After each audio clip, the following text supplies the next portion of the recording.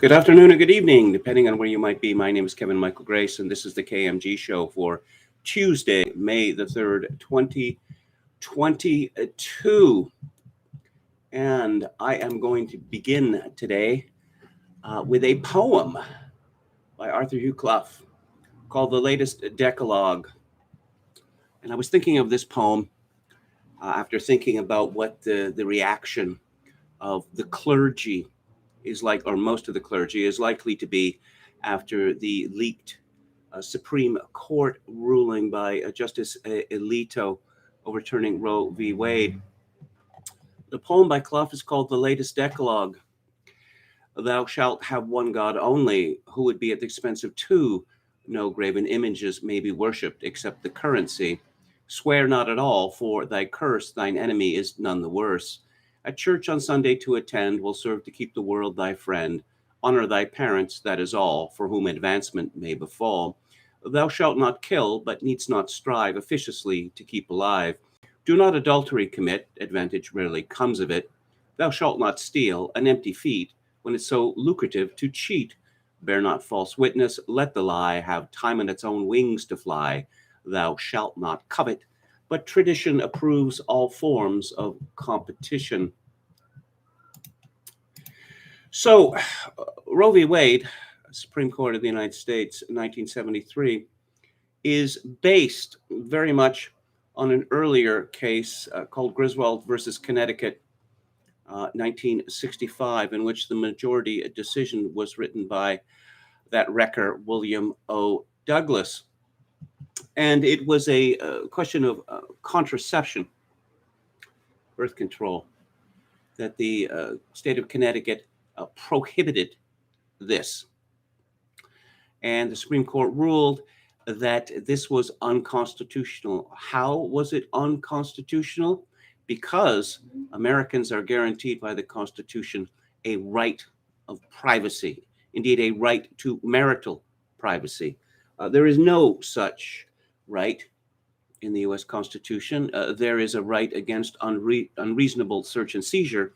But of course, the United States Constitution the Supreme Court under also conservative Chief Justice Rehnquist, who wrote the decision, ruled that check stops to determine whether drivers were above the legal limit.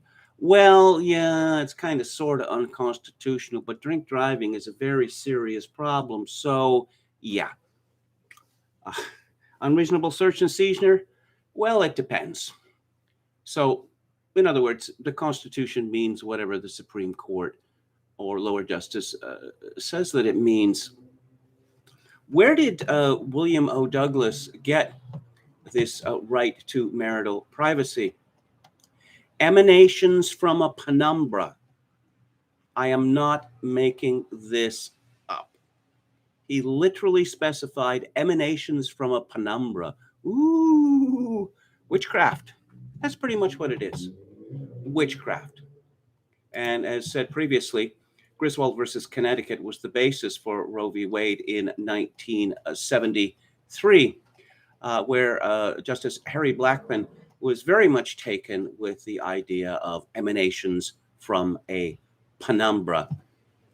Before Roe v. Wade, the individual states had their own abortion laws, and there had been a trend, I suppose, led by California and New York. California, under also conservative Governor Ronald Reagan, to make abortion legal.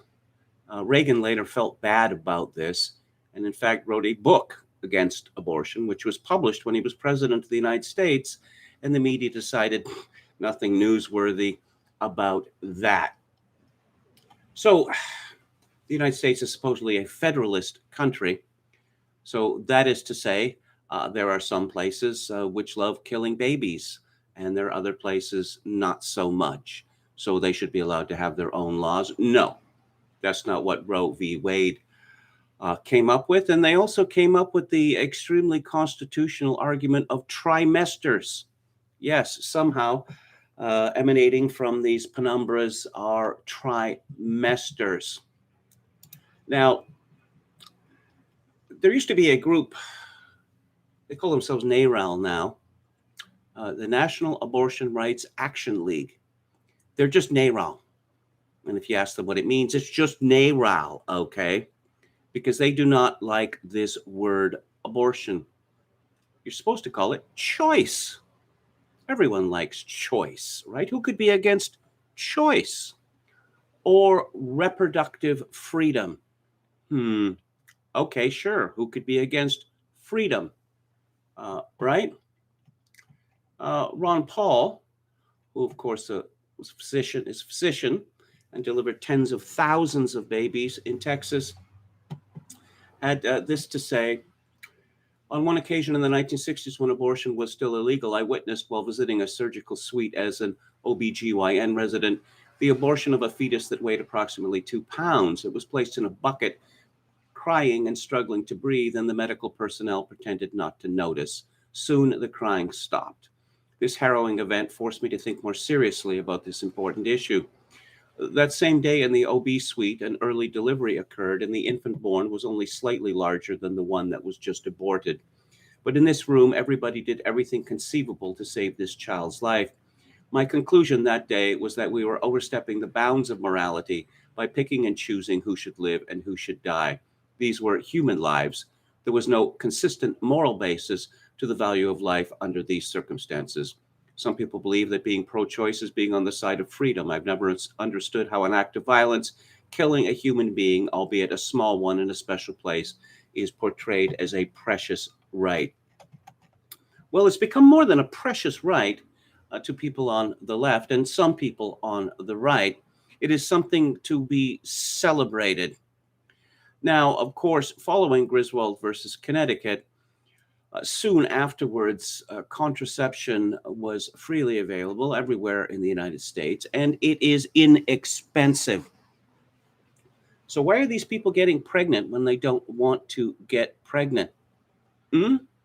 One gets the impression, particularly from Hollywood starlets who are always rabbiting on about their glorious abortions, that it is not so much sexual intercourse that they find thrilling, but the act, well, of contraception, but even more thrilling is killing their own babies.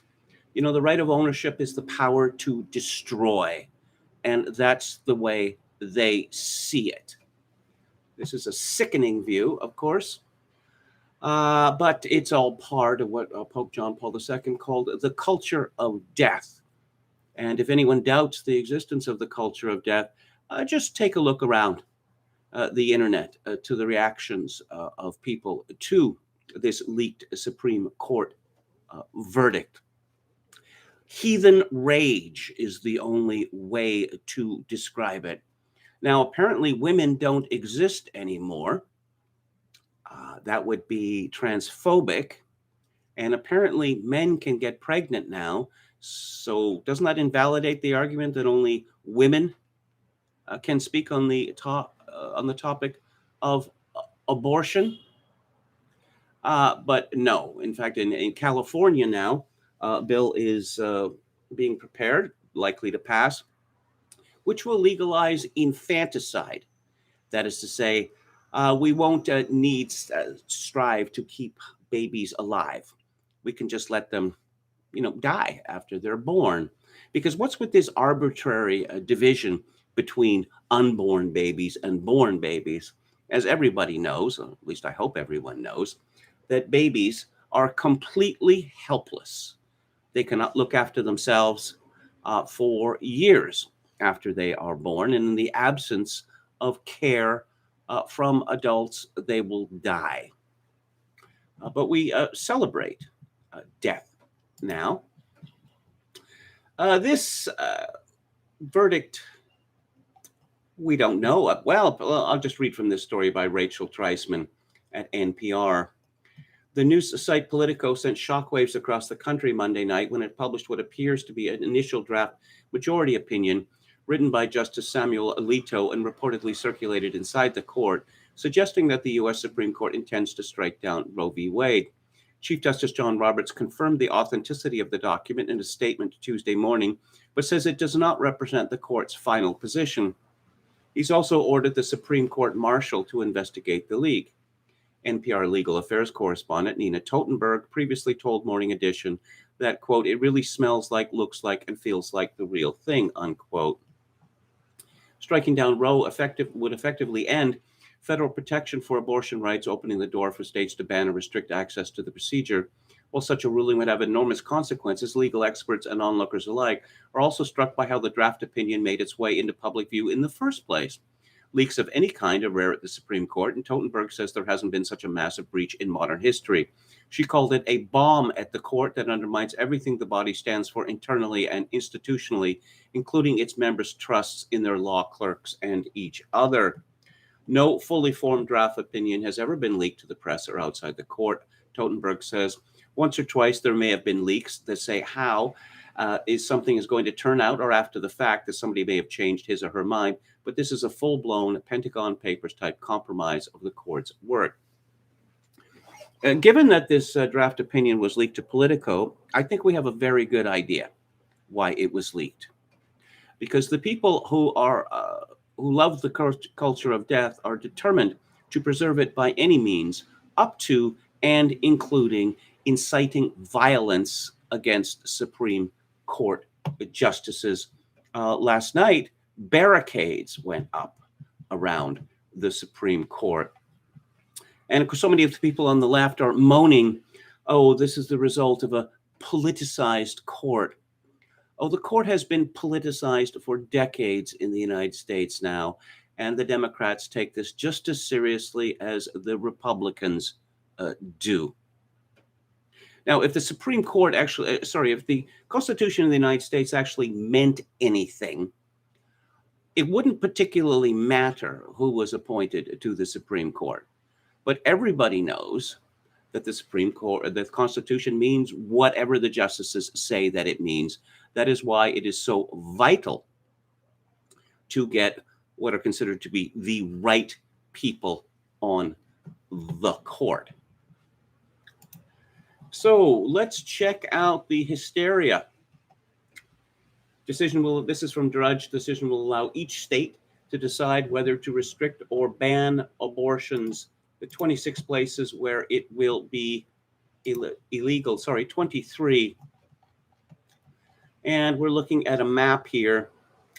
Places where it would be fully legal: Washington, Oregon, California, Nevada, Alaska, Hawaii, Montana, Colorado, Illinois, Iowa, and Minnesota, New York State, of course, Massachusetts, Rhode Island, Maine, Vermont, the District of Columbia, New Jersey. Yeah.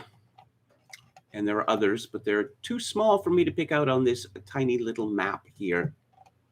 But that's supposed to be federalism, right? Isn't it? Roe was egregiously wrong from the start, Alito writes. This is again from Politico. The draft opinion, this is from Josh Gerstein and Alexander Ward. The draft opinion is a full-throated, unflinching repudiation of the 1973 decision, which guaranteed federal constitutional protections of abortion rights, and a subsequent 1992 decision, Planned Parenthood versus Casey, that largely maintained the right. Roe was egregiously wrong from the start, Alito writes. We hold that Roe and Casey must be overruled, he writes in the document labeled as the opinion of the court. It's time to heed the Constitution and return the issue of abortion to the people's elected representatives. Yes, indeed. And they didn't need John Roberts for the 5-4 majority decision. Of course, that weasel Roberts, who's oh so Catholic, voted to uphold Roe v. Wade. Now, there's all sorts of lies being told about this decision, which is not final, but that it's going to outlaw abortion in the United States. Well, abortion was illegal in many of the states, including the biggest ones, New York and California, before Roe v. Wade. Another argument is that it's fruitless because, and this is the argument that Alex Berenson makes, who says that he is anti-abortion, in fact considers it murder, that it's fruitless to ban abortion because people are going to be doing it anyway. Well, I suppose it would be fruitless to ban murder because people are going to do it anyway, to ban robbery because robbery and theft because people are going to be doing it anyway, to ban rape because people are going to be doing it anyway, to ban insider trading because people are going to be doing it anyway. You can go down the list. Now, a number of women, I suspect a large number of women, are going to try to find alternatives to legal abortion. There were many abortions performed by doctors illegally before abortion was legalized in the United States and before it was legalized in Canada. And I suspect that we'll see a return to that. But of course, we're probably going to see states criminalizing doctors performing such illegal abortions, backstreet abortions, et cetera, coat hanger abortions. Yes, these have always existed. But one thing that's going to happen is that a large number of women are going to decide, well, it's illegal in my state, and perhaps I should just have the baby. You know, one of the reasons that adoption, well, certainly of white children, has almost completely disappeared in the United States is because of abortion. That it's considered shameful to give up children, unwanted children. It is not considered shameful to kill them in the womb. Another example of the culture of death.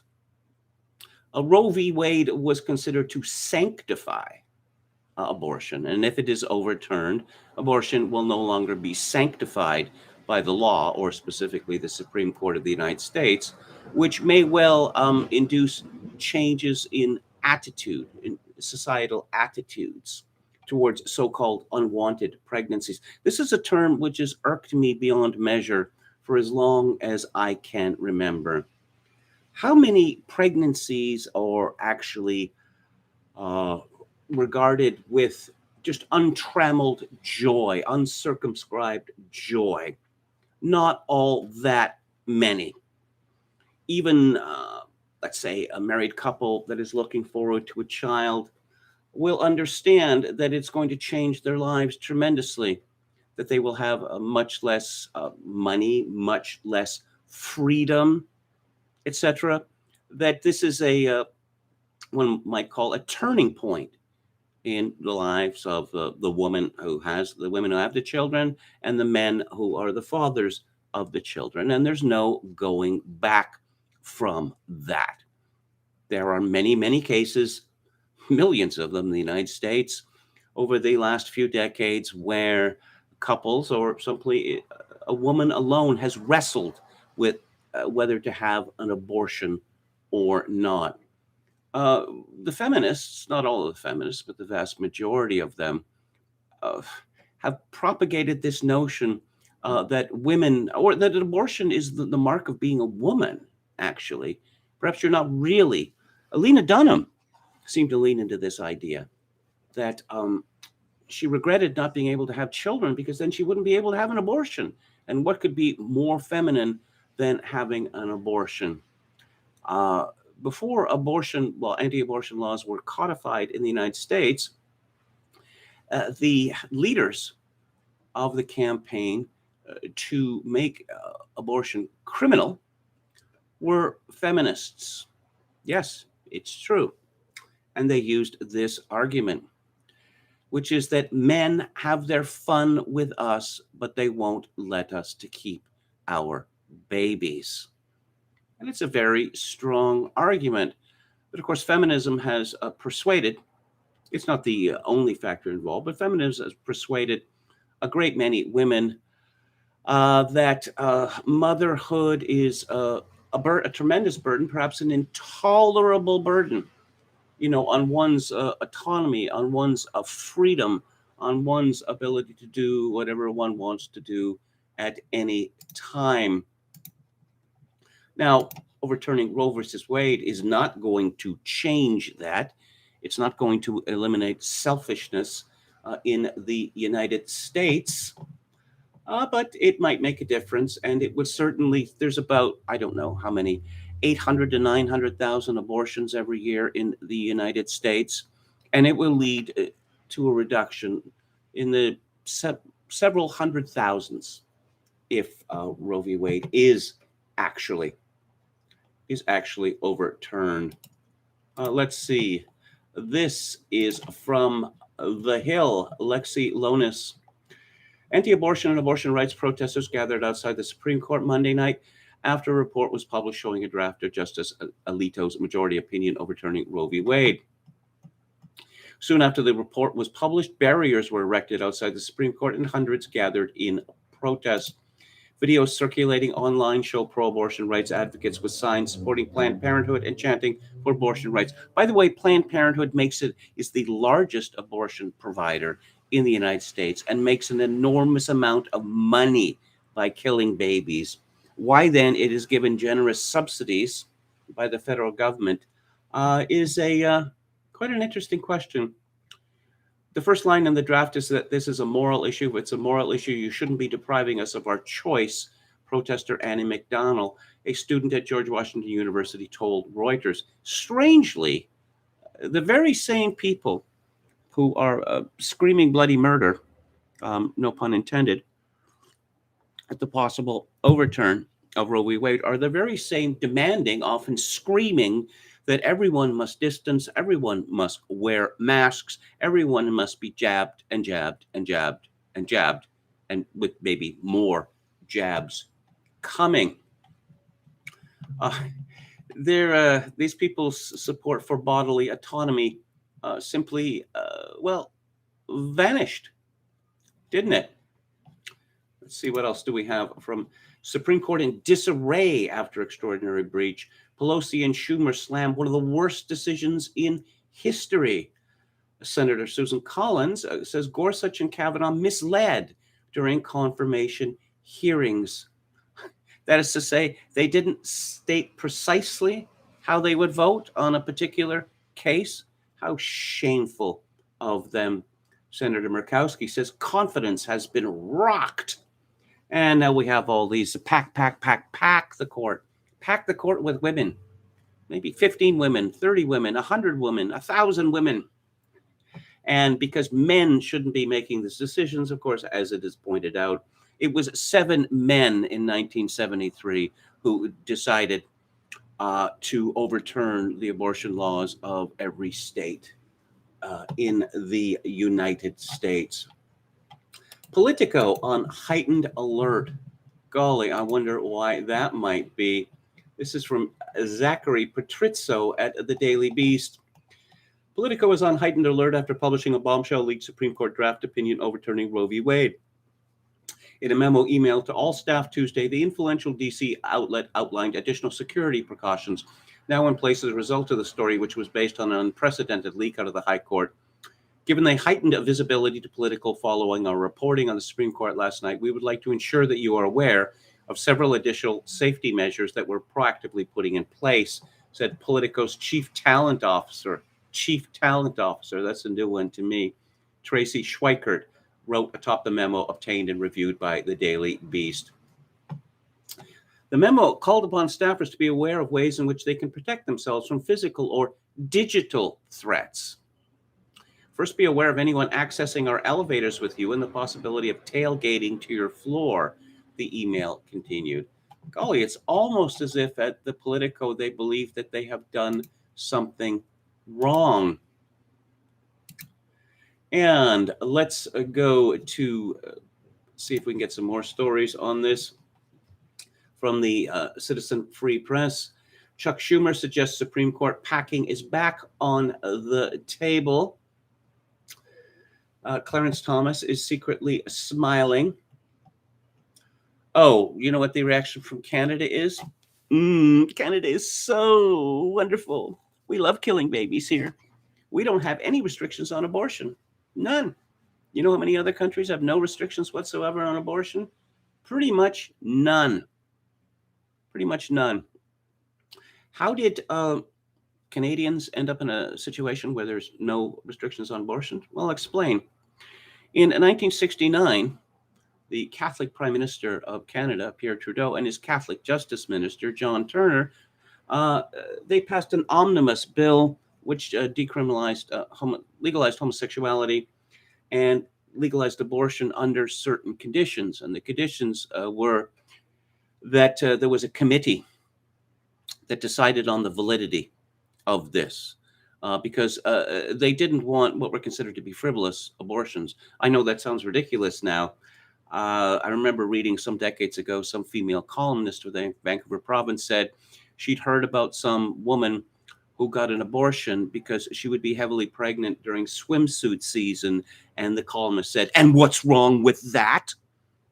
No, there are no frivolous reasons for having an abortion, is what we are told. And of course, women never regret having abortions. This is something else that we are told. Now, this new law, the 1969 law, led to some anomalies, which was that it was easier to get an abortion in the cities than it was in rural areas.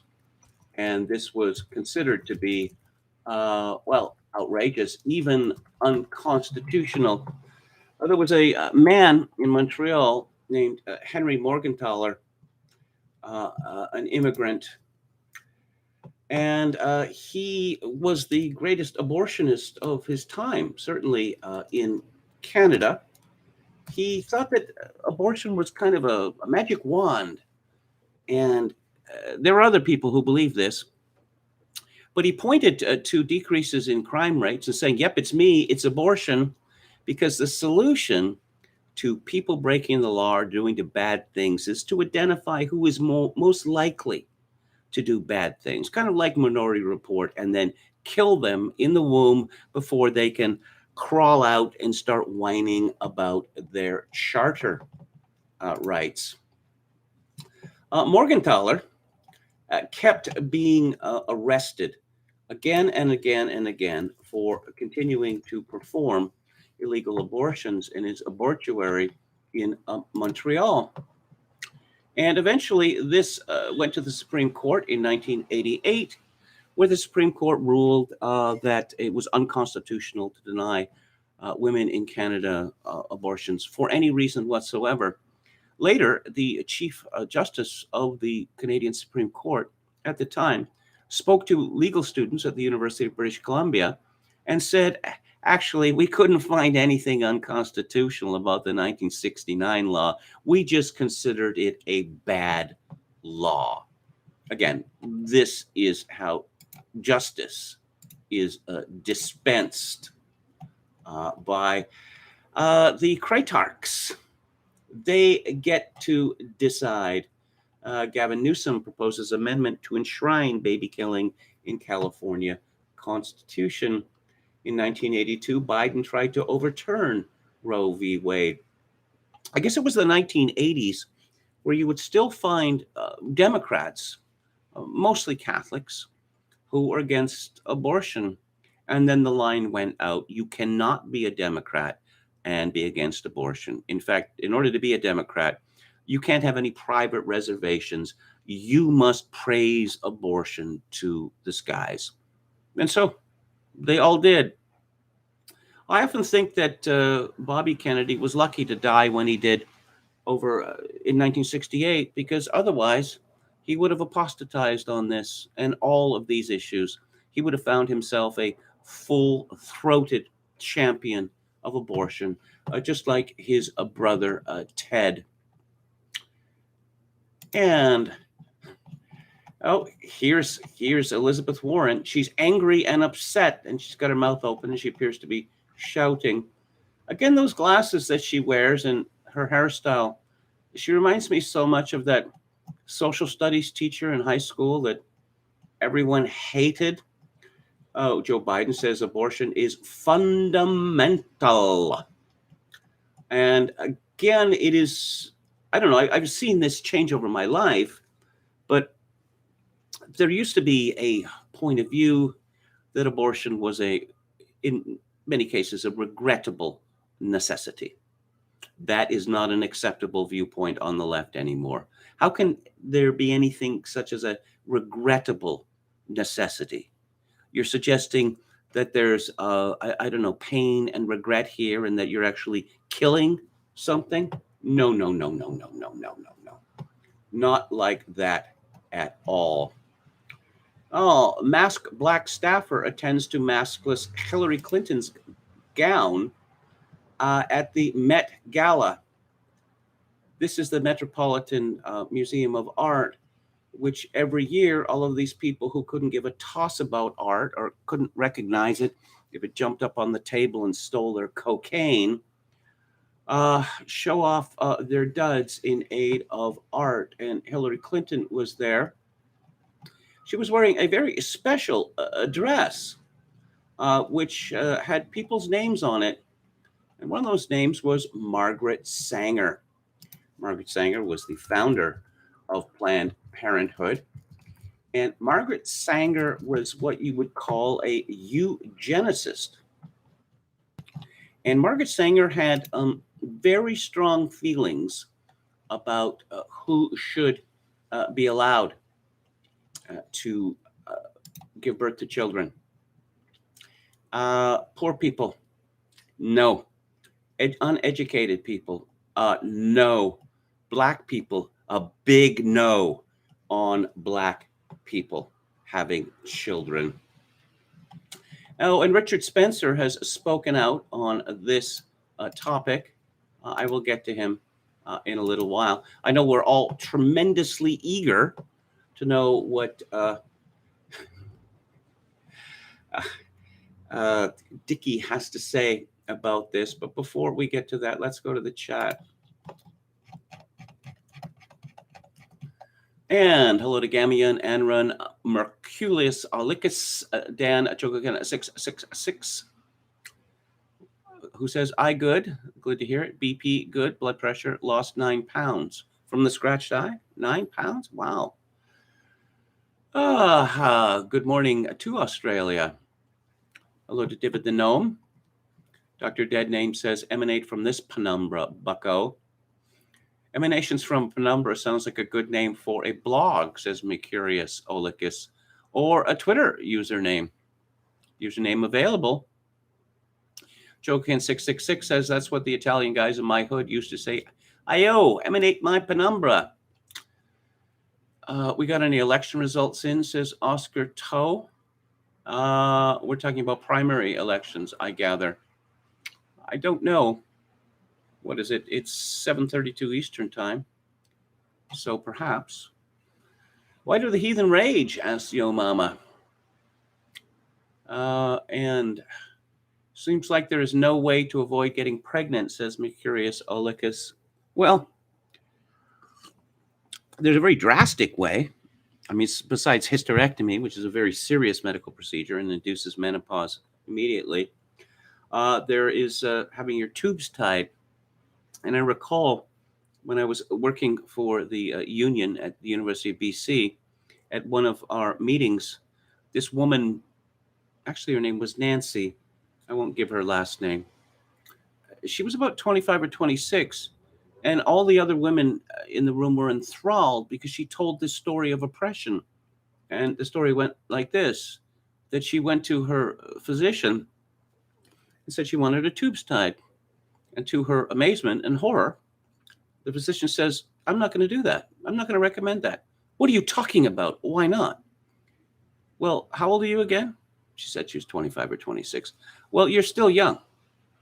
You may think now that you don't want a child, but it often happens that young women think that they don't want children, and then they decide that they do. And I don't want to put you in a position where you can't change your mind later. That would be unethical. And so she raged at the doctor, and then she raged at him in front of all of us. And all these women were going, oh, you're so brave. Oh, that bad man.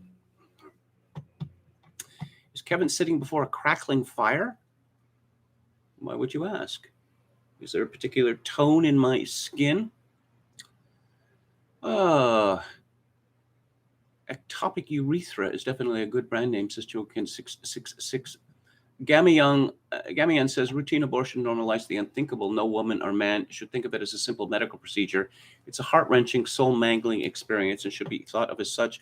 Well, Naomi Wolf got into enormous trouble with her feminist sisterhood some years ago when she said that that it's impossible not to consider it to be a killing, and it should be recognized as such. She said she was in favor of abortion, but perhaps there should be some sort of ceremony and all of the howling. Don't you know that abortion is an unalloyed good, Naomi Wolf? The Romans. Oh yes, the Romans had abortion. They also used to expose infants. They just put them out to die in the cold. We thought that we had moved on from Roman morality. Dr. Deadname says it was leaked by an intern. You always blame the intern. I'm too cynical, says Oscar Toe. The Roe thing is an election device from desperate Dems. I can't be fooled this easily. Perhaps they were fundraising last night based on this. Who else do we have here? I haven't been on Libs of TikTok in a bit, but I suspect there will be a lot of feminist kvetching uploaded there, says David the Gnome. If you are a Dem operative, you want your constituents kvetching, says Oscar Toe. And I don't know. I didn't really think this is this is a binary division in society between those who favor abortion and those who do not. I cannot think of it without being sickened. And I've heard people say, oh, you've never been in a position where, and my response is, how would you know that? How would you know that about me? Perhaps I have been in a difficult position of that type. Terra Destroyer says the parents have a right to say that no teacher shall rob their children of faith in God and send them back to their homes skeptical or infidels or agnostics or atheists. William Jennings Bryan. Yes, there was that play about him which was turned into a movie. I can't remember the name offhand, in which William Jennings Bryan was portrayed as a buffoon.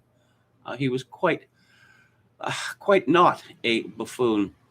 Jokin666 says, LOL, Ukraine demanding unconditional Russian surrender. Okay. Dawn from Beyond, hello. Thank you for your kind words. Terra Destroyer says, black babies die from abortion at a rate of 1,000 per day. Adding a sterilant to drinking water or staple foods is a suggestion that seems to horrify people more than most proposals for involuntary fertility control. That is Terra Destroyer quoting John Holdren from Echo Science. Some abortion should remain available, though, due to health risks to mother or fetus abnormalities. Oh, fetus abnormalities. Yeah? You want to go there?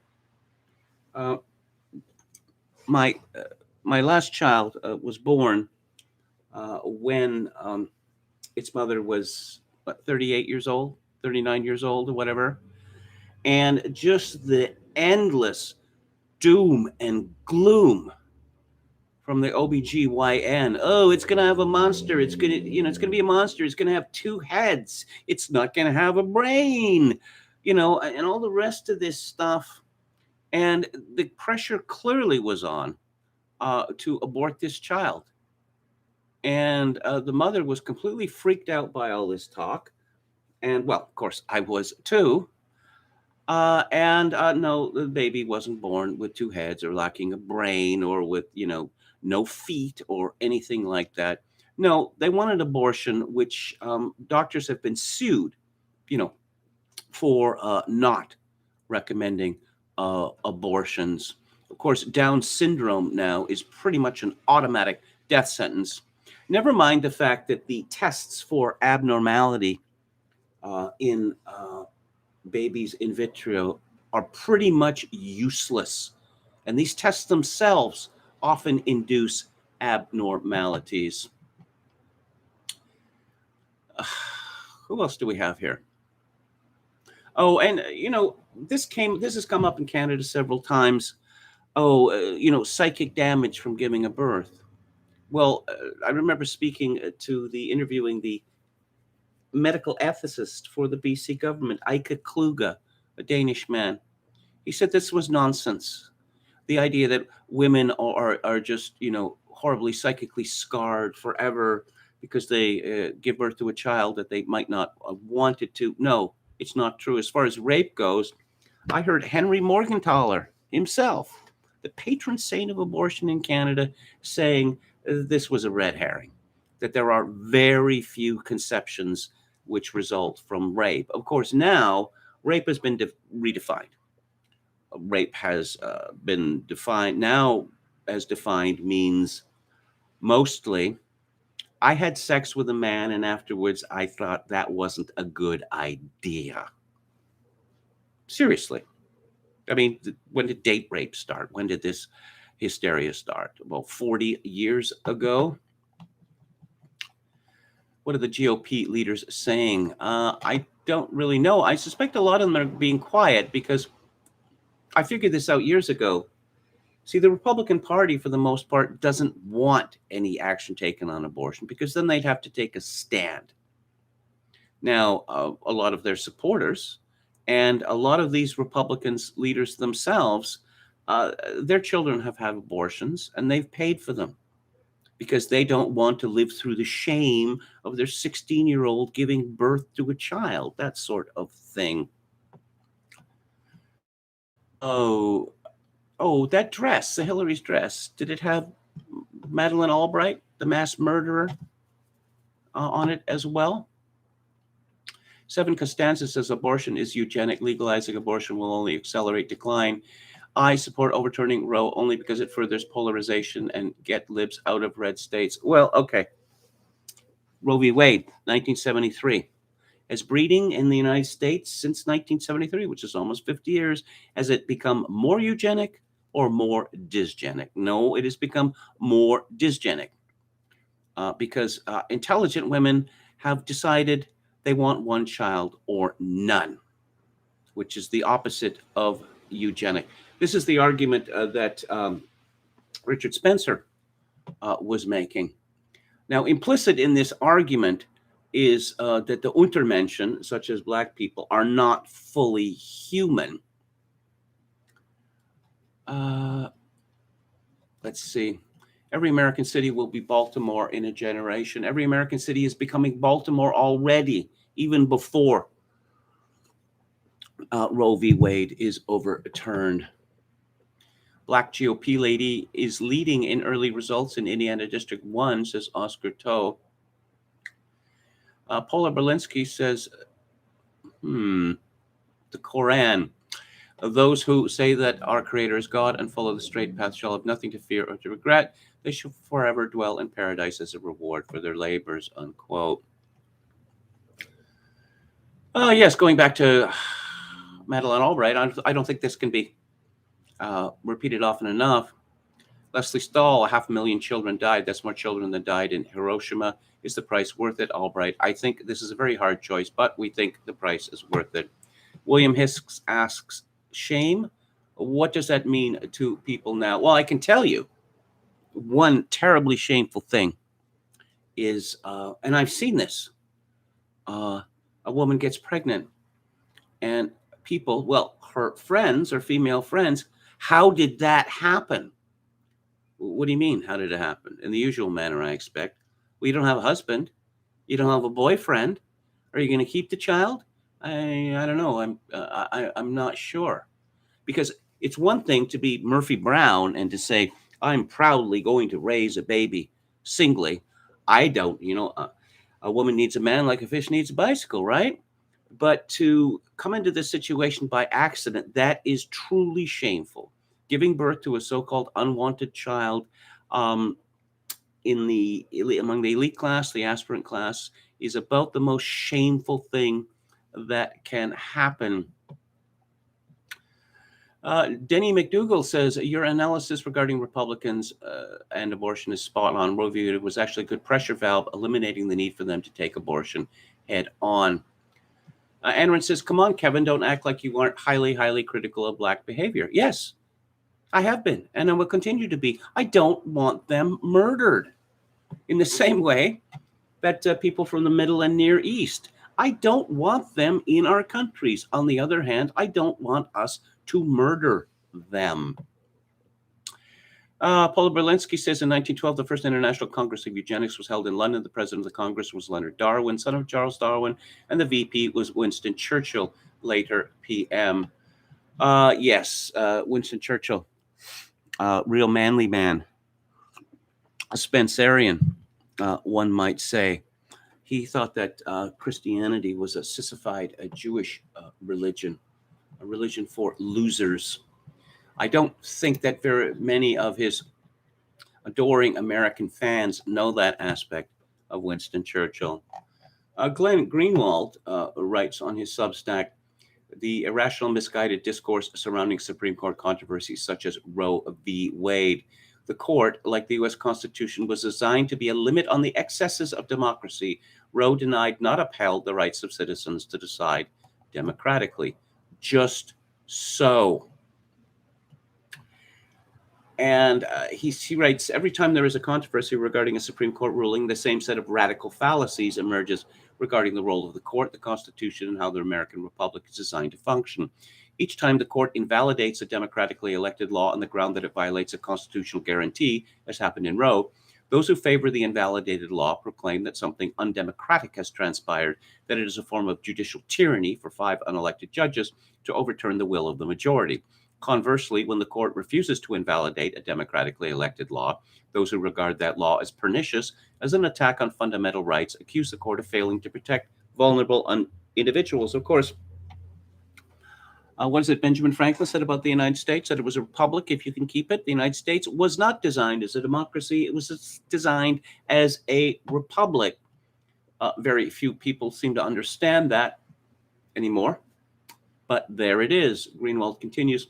The Federalist Papers are full of discussions about the dangers of majoritarian excesses. The most famous of those is James Madison's Federalist 10, where he warns of, quote, factions who are united and actuated by some common impulse of passion or of interest adverse to the rights of other citizens or to the permanent and aggregate interests of the community, unquote. One of the primary concerns in designing the new American Republic, if not the chief concern, was how to balance the need to establish rule by the majority democracy with the equally compelling need to restrain majorities from veering into impassioned, self-interested attacks on the rights of minorities, Republican government.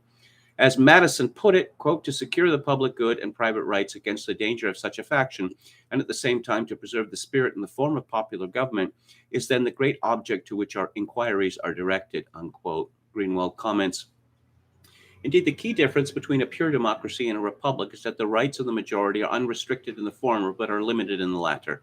The point of the Constitution and ultimately the Supreme Court was to establish a republic, not a pure democracy, that would place limits on the powers of majorities. Thus, the purpose of the Bill of Rights is fundamentally anti-democratic and anti-majoritarian. It bars majorities from enacting laws that infringe on the fundamental rights of minorities.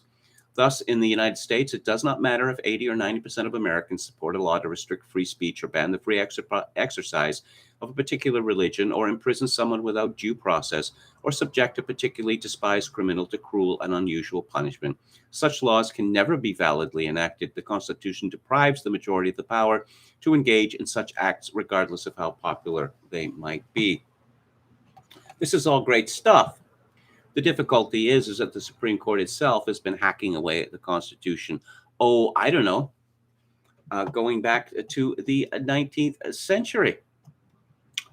Justice John Marshall. And of course, when Franklin Roosevelt became president, these 3-letter agencies that he was committing, forming one after the other, were blatantly unconstitutional. And the courts struck them down. With the result that Roosevelt put it to the Supreme Court. They had better stop thwarting his will, or he was going to pack the court. And so the Supreme Court says, yes, all right, we'll do what you say. Now, Richard B. Spencer. And you notice he seemed to be ratioed pretty hard on his comments about eugenics. And he has a discussion on this with Edward Dutton. Cruel to be kind, the case for abortion. Oh, kind to whom? Kind to whom? And he retweets Charlie Spearing, who quoted Jen, not Jennifer, but Jen Psaki, majority of patients seeking abortions identify as Black, Hispanic, and Asian and Pacific Islanders. Yeah. In other words, abortion is good because it's killing people we don't like. Untermenschen. He retweets someone called at Mike323A. Anti-abortion movement is a type of liberal egalitarian reinforcement movement. Historical consensus going back to antiquity was that a fetus didn't receive a soul until after the first trimester, known as ensoulment. Catholic Church only adopted life at conception in the 19th century. Oh, so it's a Catholic thing, but also a liberal egalitarian thing. No, pick one. Can't be both. Archaeofuturist, one of the few eugenic pressures left in the U.S. has just been removed. The effects within a generation will be devastating to the nation, only serve to only hasten its collapse. Nice one. Republicans. Yeah, okay. Of course, it might be possible to persuade women that it is not in their best interest to become bitter, snarky, cool wine ants. Has that effort been made? I don't think so. Of course, there's a lot of feeling on the right that, yeah, okay, we want you to be a cool wine ant because the prospect of you actually giving birth, polluting the gene pool, as it were. Well, as Chesterton said, if a thing is worth doing, it's worth doing badly. This is from Steve Watson at Summit News. Hillary Clinton drew criticism Monday for turning up maskless at the Met Gala, where her regal gown was attended to by a masked Black servant. It was seemingly become the norm at these kind of events.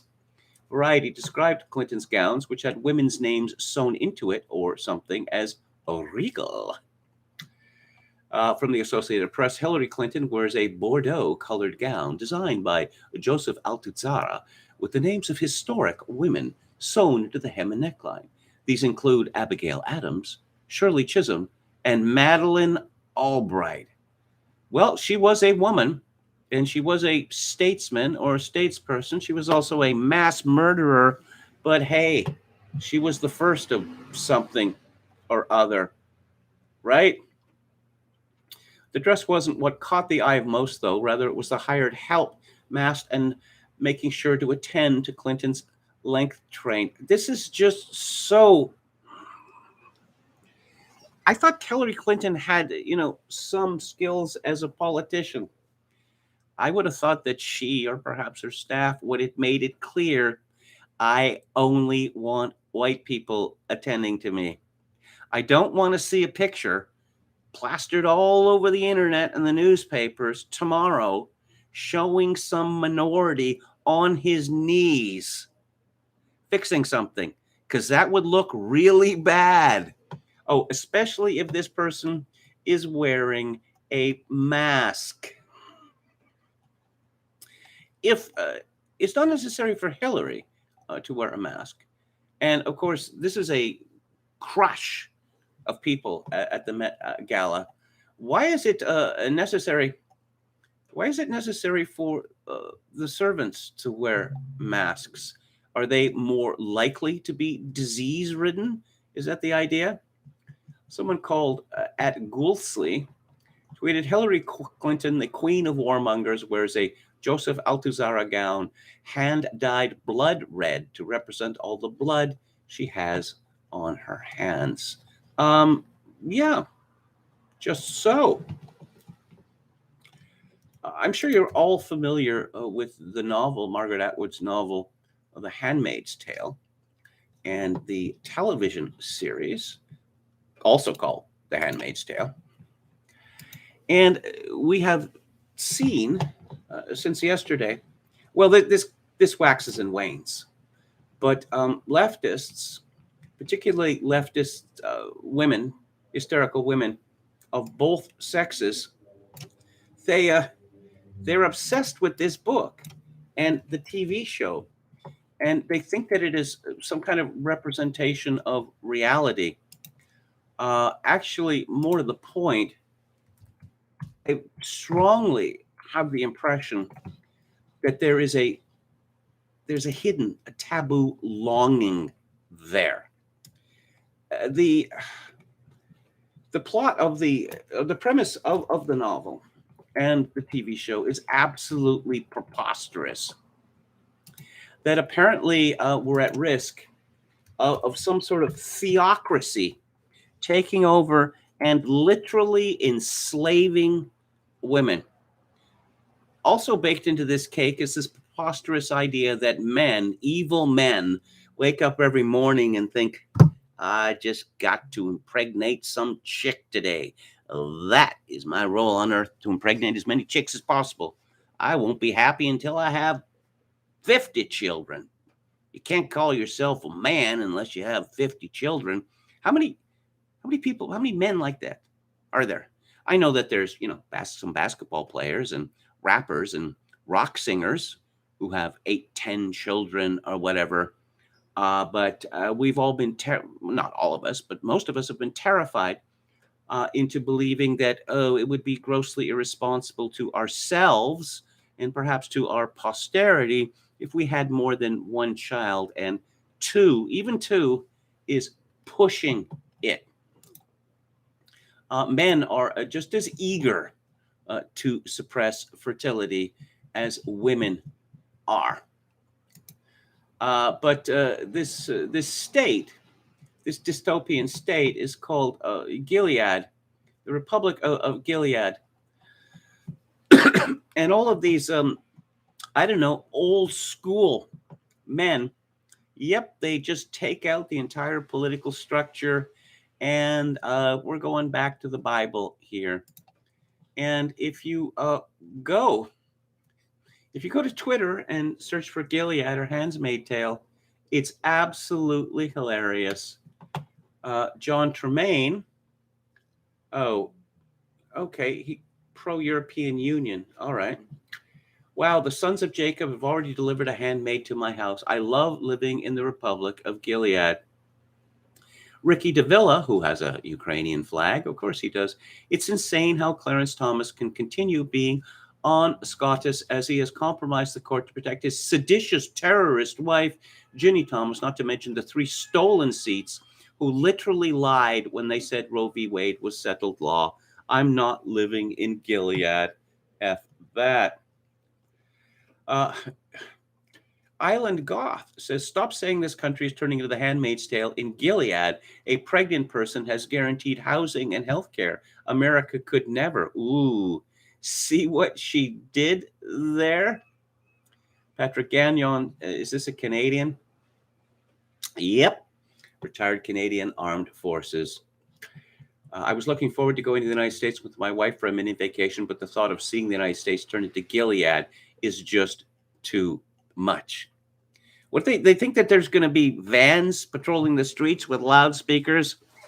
Women of childbearing age, line up, enter the van, or you will be seized. So they think that's going to happen next week. T Squared says, I reread The Handmaid's Tale every year. Atwood has been quite clear that every Gilead policy was, at the time of writing, policies that already existed in some fashion around the world. It wasn't a futuristic work at all. Controlling women is a long tradition. Just Suzanne tweets, I'm way past alarm and great concern. Red states are now Gilead. Oh, Joyanne Reid. Oh, we always look forward to Joyanne Reid. The Christian nationalist right is building Gilead in America, and the Supreme Court is their deliberately, relentlessly federalist society, Bush, Trump, McConnell created weapon. And this is just a start. Buckle up, women, alphabet people, and people of color. We're all on the menu. Well, I just can't resist the joke, which I've used several times in the last few days. Well, that's the dream, but I don't think that it's going to happen all at once. Oh, they're going to abolish birth control. Really? There is no support whatsoever for abolishing the right to birth control. None. Zero. Maybe even amongst Catholics, you could find maybe, 2%. These people like working themselves into a frenzy. And again, I was talking about the psychosexual frenzy yesterday. I think that the Handmaid's Tale, this is another psychosexual frenzy. The thought of being dominated by men who will not take no for an answer. I think a lot of women, feminist women, they look at the soy boys out there and they shudder.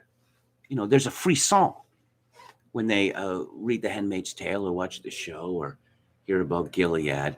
But I think that for many of them, it is truly a pleasurable frisson. I'm looking up Joy Ann Reid here. Apparently, she's been married since 1997, but Wikipedia doesn't give any indication that she has any children herself. Representative Jamie Raskin. Yeah, okay. Yeah, what do you have to say, commie?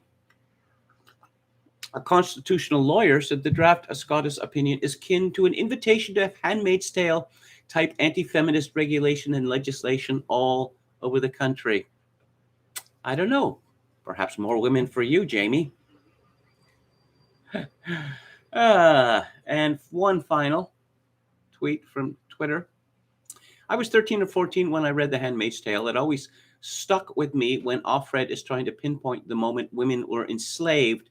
As she looked back, it was 1,000 little moments. I'm looking back and seeing the trail of breadcrumbs that lead to today. I'm terrified. We live in a matriarchy now. This person is too stupid to recognize this. That how many adult men do you know who are willing to disagree with their wives? I'm not even talking about, in public.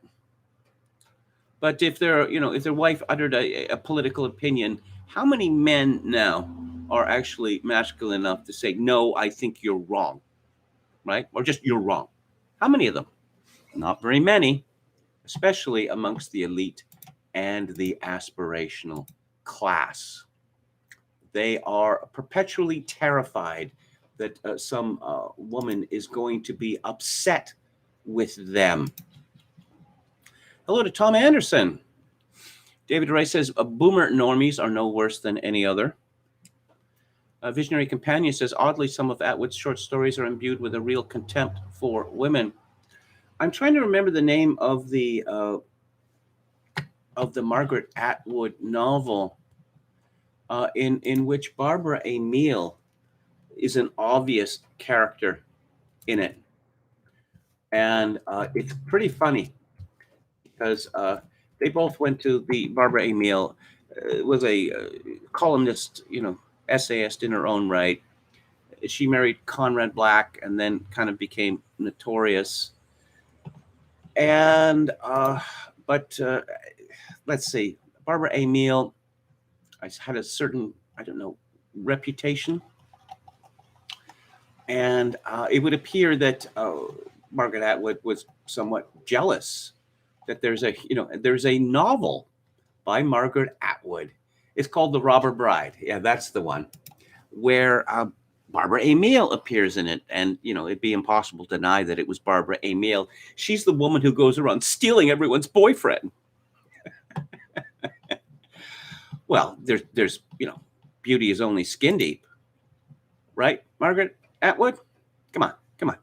Got to admit that. Everybody knows that. I'm sure you have other qualities. Oh, yes. You want to see some projection? Joe Biden is a senile buffoon. No, he's not the senile buffoon. What, he isn't? This is from Imogen Braddock. At the Sun, the London Sun, Mad Vlad. Vladimir Putin is suffering from early-stage dementia, and his paranoia is driving him insane, says former KGB agent. Oh, he's likely to be suffering from Parkinson's. Oh, what else? Other serious health issues, that his brain is gone? Yeah, okay. You see, let's just turn the truth on its head. And let's look at this now. Oh, yeah. Let's talk a little bit more about the Ukraine. And of course, I'm being led to the opinion that apparently Ukrainians were born without the taint of original sin, that they are perfect people, perfect in every way. This is by Pedro Gonzalez at Chronicles. Speaking at the Royal Castle in Warsaw, President Joe Biden declared on March 26th that Vladimir Putin cannot remain in power. Recognizing the danger of those words, Secretary of State Antony Blinken swiftly tried to do damage control. We do not have a strategy of regime change in Russia or anywhere else for that matter, Blinken said the next day. Biden himself tried to walk it back as well. I was expressing the moral outrage that I felt towards this man, the president insisted. I wasn't articulating a policy change, but he had already said the quiet part aloud. In one truthful slip, Biden confirmed that the desire of Washington's liberal interventionists, of which Blinken is a part, is for Russian regime change. U.S. officials frankly cannot admit the truth because the disgusting quality of Anglo-Saxon politics, as James Burnham wrote, has always been hypocrisy, and hypocrisy must always be at pains to shy away from the truth. Here are two facts, only one of which the United States government can acknowledge. Russia invaded Ukraine, and the West, specifically Washington, provoked the invasion with the idea of using Ukraine to produce regime change in Russia. We can only admit the former because grappling with the latter would mean confronting our hypocrisy. But the world will not be better off unless we look at inconvenient facts, for this war is the result of a fateful hubris on the part of Washington.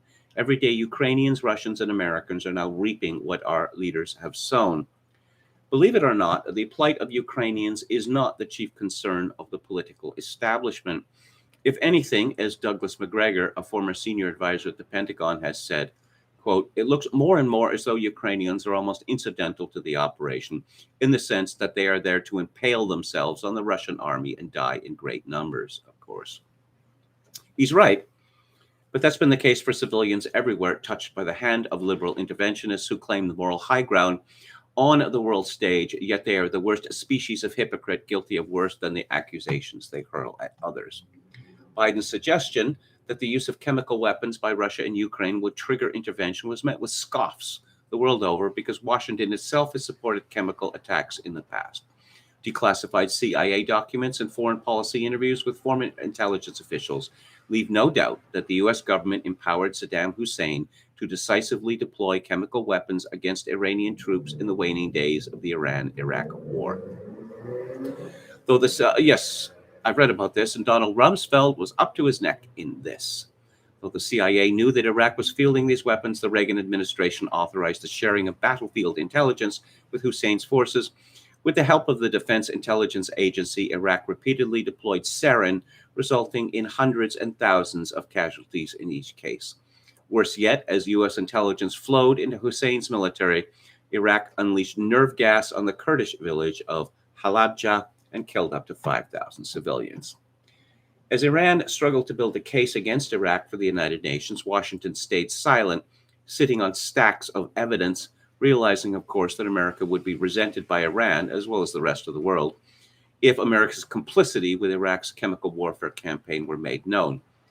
Our government, in other words, was aware that it was making us less safe and more hated by facilitating the use of weapons of mass destruction, the same type of weaponry that it would cite as a justification for invading Iraq later. Hypocrisy strikes again. Why did Serbians laugh when Hillary Clinton tweeted during the ongoing war that if Russian leadership would rather not be accused of committing war crimes, they should stop bombing hospitals? Because it was the NATO bombing campaign led by the Clinton administration that demolished a hospital in Belgrade with an airstrike, killing at least 3 patients. Why did China recently balk when NATO Secretary General Jens Stoltenberg said that as a member of the UN Security Council, China had an obligation to support and uphold international law? Because it was NATO that obliterated the Chinese embassy in Belgrade with 5 U.S. Joint Direct Attack Munition precision bombs, killing 3 civilians.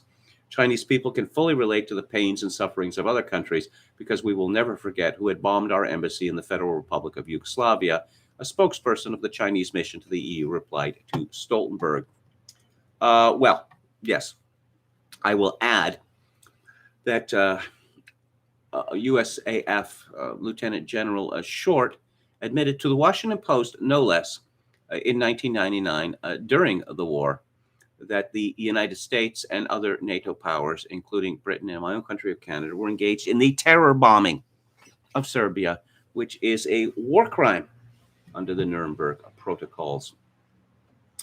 But those who are convinced they are on the right side of history feel no need to reflect on these misdeeds. And then he tells the story about Leslie Stahl and Madeleine Albright.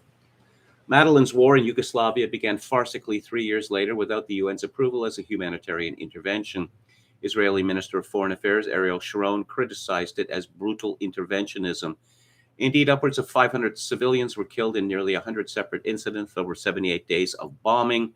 And what became of liberated Kosovo under Washington's watch? Saudi Arabian money and influence turned Kosovo into a hotbed of Islamic extremism, which would serve as recruiting fodder for ISIS after yet another U.S.-led intervention toppled the Iraqi government and created a power vacuum that ISIS, among others, was happy to fill. The NATO operation in 1999 turned post-Cold War Russia against the West. The year before, in an interview with the New York Times, George Kennan had chastised NATO expansionists for characterizing Russia as a country dying to attack Western Europe after the fall of the Soviet communist regime. He warned that we were, quote, turning our backs on the very people who mounted the greatest bloodless revolution in history to remove that Soviet regime, unquote. Kennan also predicted that this would lead to a crisis. Of course, there is going to be a bad reaction from Russia, and then the NATO expanders will say that we always told you that is how the Russians are, but this is just wrong, he said to deaf ears.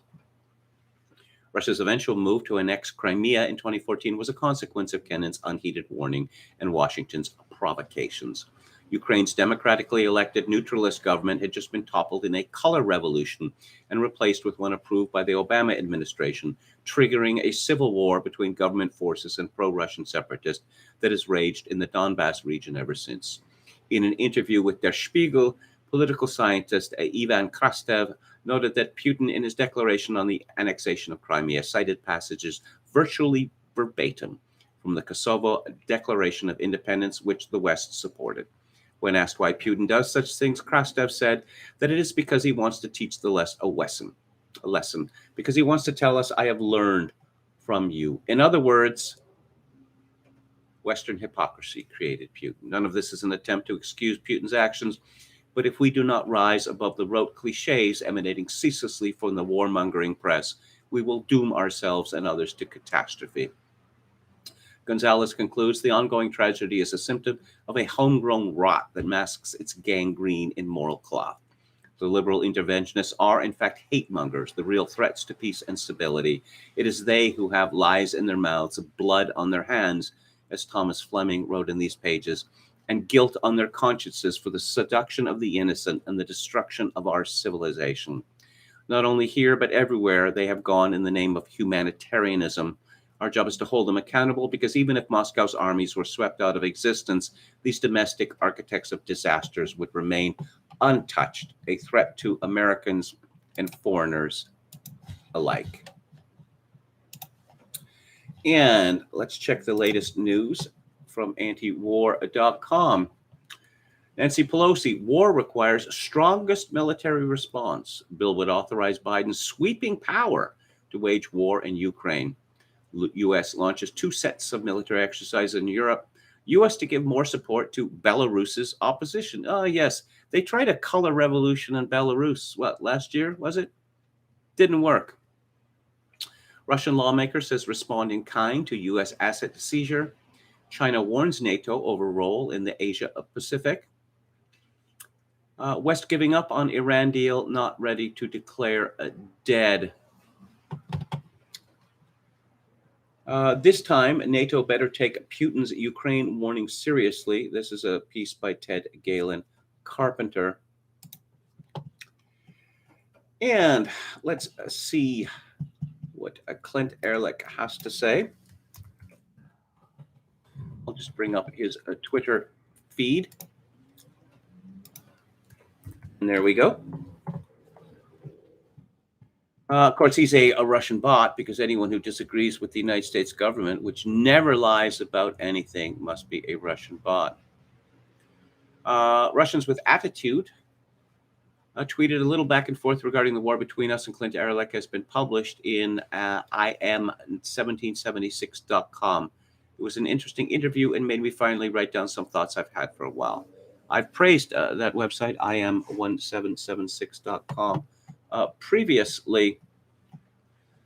That feeling when your Scottish tweet mysteriously becomes a Breitbart News article. Ehrlich had tweeted, "The Supreme Court leaker is a criminal. 18 U.S.C. 641 makes it a crime to knowingly convert any record of the United States for one's personal use, including legal opinions." And let's go to information liberation. Oh, yes. Amazon to pay U.S. employees up to $4,000 to travel for abortions. Imagine working for a company like that. Our private life is none of your business, okay? Actually, your private life is very much our business. And we want to get into the baby killing business with you. And we'll pay. Oh, yes. Amanda Duarte, who calls herself, she's an actress and writer who's contributed to the New York Times, the New Yorker, and other leftist media outlets. She tweeted, subsequently deleted, I believe, "I do wonder how these white supremacist lawmakers would feel if their little white daughters were raped and impregnated by black men." Well, she does call herself a witch, right? But I suppose she sees herself as one of the white witches, one of the good ones. No such thing. There is no such thing. And now we return to Joseph Tanger's The Collapse of Complex Societies. The collapse of the Western Roman Empire. The Roman Empire is paradoxically one of the greatest successes and one of the great failures of history. The fact that it could be both is readily understandable by investigating its marginal return on investment in complexity during the periods of its rise and its decline.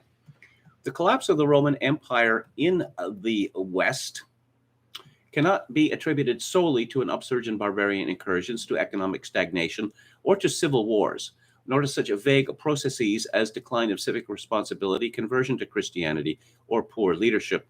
Several of these factors were indeed involved in the collapse process, but to understand that process, it is necessary to go back in time to the formation of the entity that ultimately fell.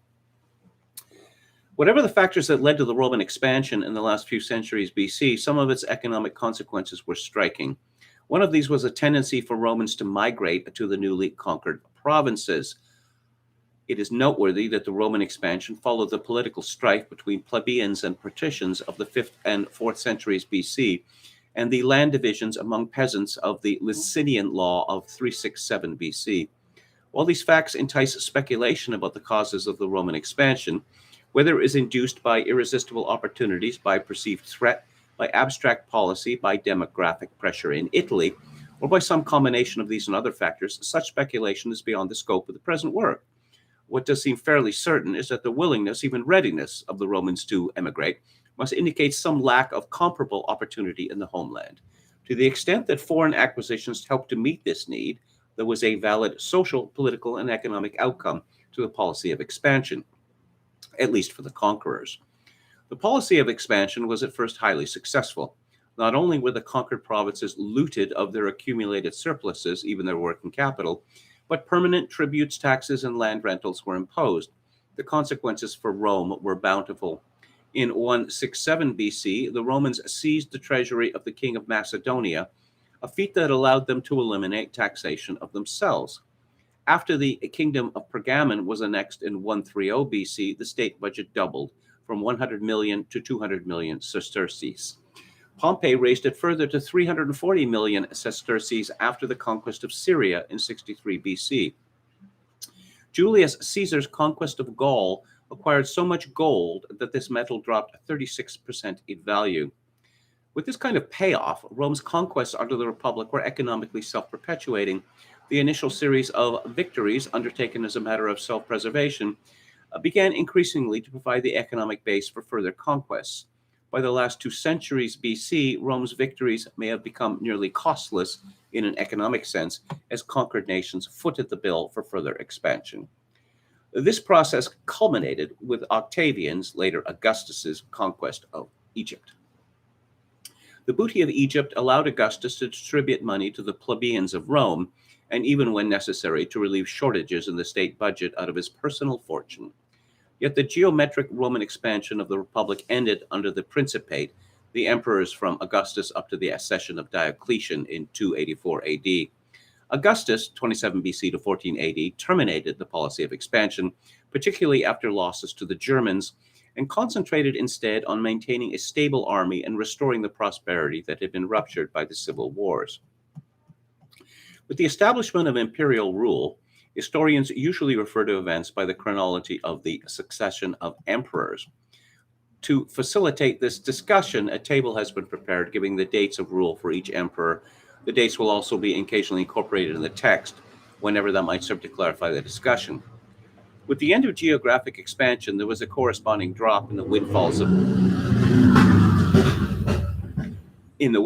of conquest. From Augustus to Diocletian, most emperors were faced with at least some insufficiencies of revenue. Augustus frequently complained of fiscal shortage and was often hard put to finance even the modest administration and foreign policy that he established. He instituted for Roman citizens a 5% tax on legacies and inheritances.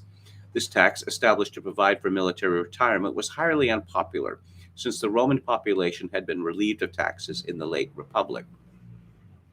The major imperial costs at various times included pay, rations, and fodder for the army, the civil service, and other state employees, e.g., in later times workers in the imperial arms factories, public works, the postal service, uniforms for the army and civil service, education, and the public dole. At all times, hang on, we got to scroll down through these tables here. A lot of Roman emperors, an awful lot. At all times, the major expense was the military. Although the Roman dole was not inconsequential, Julius Caesar found 320,000 beneficiaries, nearly one citizen in three. He reduced this to 150,000, but the figure rose again. From Augustus to Claudius, 41 to 54 AD, approximately 200,000 heads of families received free wheat.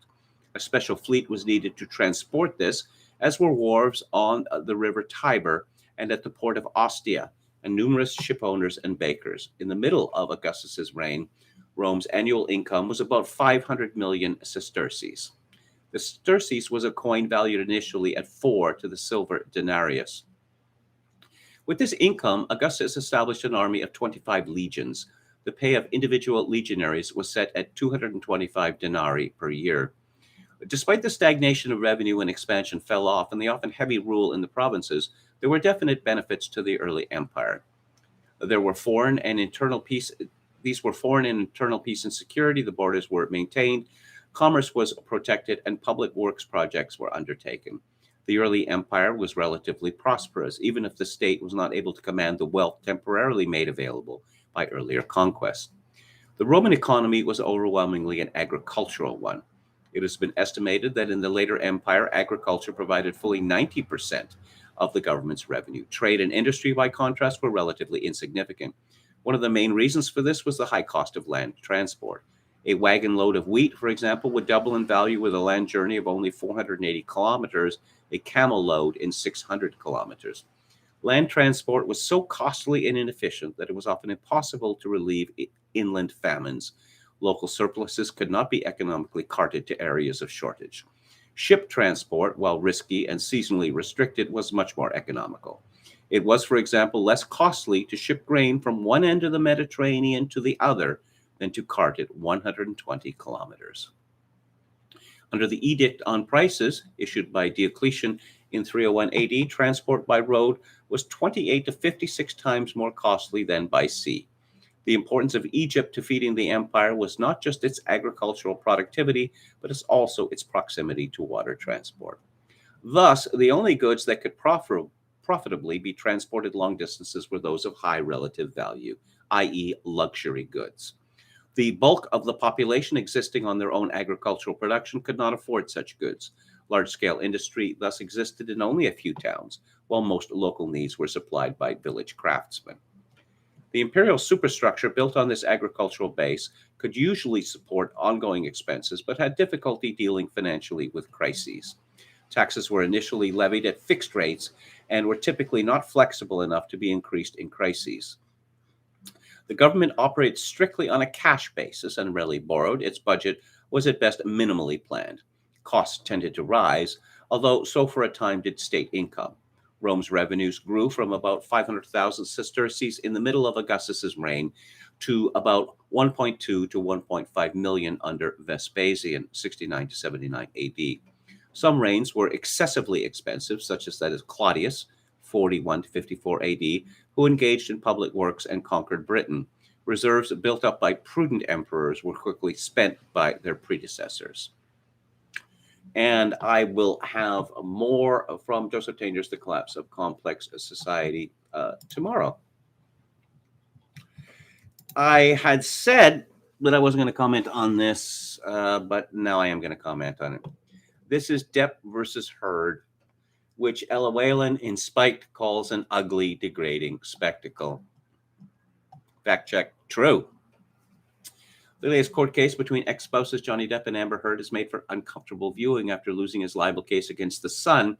In 2020, Depp is now engaged in a $50 million defamation suit against Heard over an article she wrote for the Washington Post in 2018.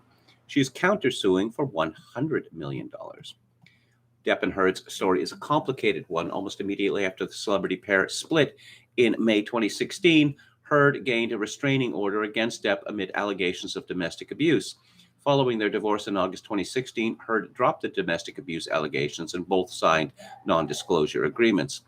Then in December 2018, Heard reopened this domestic can of worms, writing an article for the Washington Post about sexual violence in which she alluded to her own experience of domestic abuse, something Depp's lawyers argue was a thinly veiled allegation against him that damaged his career, hence the defamation lawsuit. Much of the media initially lined up in support of Heard, but as subsequently details about her marriage to Depp have emerged during the defamation trial, including a recording of Heard admitting to abusive behavior and taunting Depp about how few people would believe or side with him, some of that support has ebbed. Others have stuck by her, clinging to the mantra of believe the victim. During this most public of splits, those who questioned Heard's claims have been labeled by some as victim blamers. One journalist called Heard's critics insidious, doubting voices and said she was so angry she could cry. Another argued that those who look at Amber and think she is lying or gaslighting or manipulating are showing that their instinct is to believe the man without investigation, and therefore that a woman's voice is automatically less reliable. Others attacked the public for refusing to back Heard against Depp. Helena Kennedy, QC, complained in The Guardian in November 2020 that, quote, battered women have had to seem meek and subservient to have our sympathy, unquote, after meeting Heard at a North London dinner party. I just going to break in to say here that all of these women who say you have to believe women, do they know women? Do they know anything about themselves? Do they know how often women will utter just blithely outrageous lies, and then when they're caught out, say something like, I don't know, it seemed like a good idea at the time, or my intentions were good. But back to this piece. For Heard and Depp, egged on by the media, the court cases have become part of the ongoing battle to be crowned the chief victim in the court of public opinion. And so both Depp and Heard have desperately played up their alleged suffering at the hands of the other in the ever more degrading, humiliating detail it makes for a grim spectacle. And of course, I'm going to break in again to say that what about when it's the word of one woman against another? This sort of thing props up all the time. Who is one supposed to believe then? Because they can't both be telling the truth. Most people will find it very difficult to judge who is more wronged here. The sordid revelations about what sounds like a toxic marriage paint both sides in a sad, miserable light. There have been tales of Depp's severed finger, of Heard deliberately soiling their bed, which she blamed on a teacup dog, by the way, and later admitted that it was true. of their heavy drinking and drug abuse. Neither party comes out of this well. Indeed, one clinical psychologist who testified earlier this week described the relationship as one as mutual abuse. Yet, too many in the media are determined to pick a side and present one as the victim and the other as the aggressor. The coverage has transformed a messy, unpleasant relationship into a morality play. At the time of the divorce in 2016, Slate even listed which publications and gossip columns were for and against the respective parties and warned that some outlets were getting it wrong. But viewing Heard and Depp's relationship through the prism of victimhood helps no one. The believe the victim mentality that initially elevated Heard has been seemingly undermined by the subsequent revelations about her behavior. Meanwhile, Depp's attempt to portray himself as the real victim of domestic abuse and humiliate Heard in the process are hardly edifying. In their quest for the status of victim in the eyes of the media, both Heard and Depp have thoroughly degraded themselves. It is now probably too far gone for both. Nevertheless, their reputations should not fall or stand on the basis of who the media believe is the biggest victim. They should move on with their lives and put this wretched relationship behind them. As for the rest of us, we should take this as a warning about where our victimhood culture can lead us. Degradation, that's where it leads. And just turn on your TV every night of the week, and you will find all of these people who are willing to degrade themselves for publicity or even recognition of their existence and or money.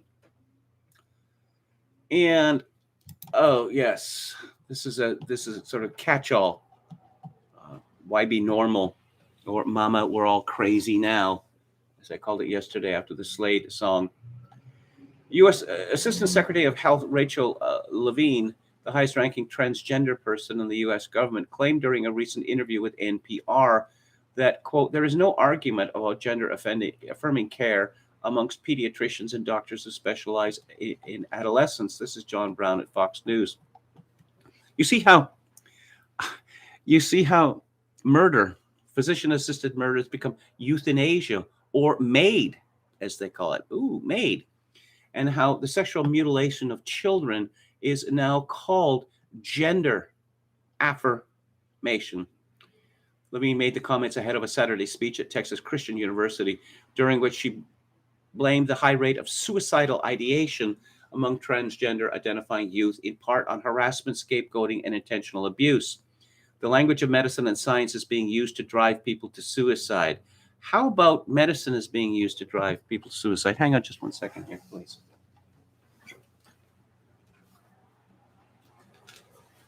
Sorry for the interruption. I'm suffering a rather severe headache, which I will treat with aspirin. So, millions of American teenagers are given antidepressants, which, guess what, lead to suicidal ideation. But it gets worse. According to definitions laid out in a fact sheet from Levine's Department of Health and Human Services in March, gender-affirming care includes social affirmation at any age, puberty blockers during puberty, and hormone therapy starting during early adolescence.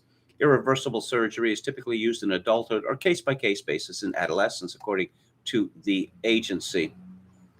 In response to the HHS fact sheet, Florida Surgeon General Joseph Ladapo released a different fact sheet refuting the claims of the, well, should be rebutting, actually, the claims of the HHS regarding the treatment of minors with gender dysphoria. Citing a lack of conclusive evidence and the potential for long-term or irreversible effects, the Florida Department of Health advised against social transition, puberty blockers, hormones, and surgery as treatment options for children and adolescents. This subject of suicide comes up. And this conversion, this sudden onset gender dysphoria, as it's called, I decided a week ago. I was on the internet. I was talking to some people at school, and some girl will say that she's decided that she's actually a boy. You must let me do this, that, or the other. I will kill myself. This is simply the same, a stronger version of, if you don't let me do this, I will hold my breath until I turn blue. But now that children must be allowed to wreck their lives because of their claims to kill themselves.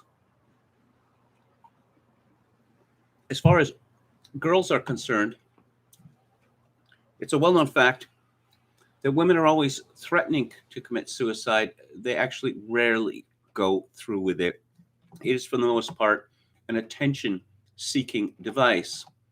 But it is shockingly immoral to institute a policy whereby people must be allowed to, particularly children, must be allowed to do anything they wish. Otherwise, they will threaten to kill themselves. And it is obvious, at least to me, that the children of America have caught on to this. Oh, you must let me stay out, to 11 or 12 or 1 o'clock, or else I'll kill myself. You must let me have, a boyfriend who's much older than me, because I will kill myself. And of course, the list will go on and on and on. And this is a sad story from the Daily Mail. Naomi Judd spoke about falling into a dark, absolutely terrifying hole. Said she considered suicide and underwent electroshock therapy to treat depression before her death at age 76. Daughters say they lost their beautiful mother to mental illness. Yes, the statement said, this is a quote, "Today we sisters experienced a tragedy. We lost our beautiful mother to the disease of mental illness." Well, mental illness is a metaphor. And again, this is a sad story, but all these such stories seek to make suicide seem like a good thing, whether it's a 76-year-old doing it or whether it's a 13-year-old doing it. This is, 76, you had a full life, But teen suicides are praised to the skies, and this is wicked, absolutely wicked. Adolescents tend to get very, very emotional indeed, and they will often express with vehemence opinions or threats, which an hour or 30 minutes or 10 minutes later, they realize that they had said something foolish or said something which they don't believe or actually had no intention of following up on.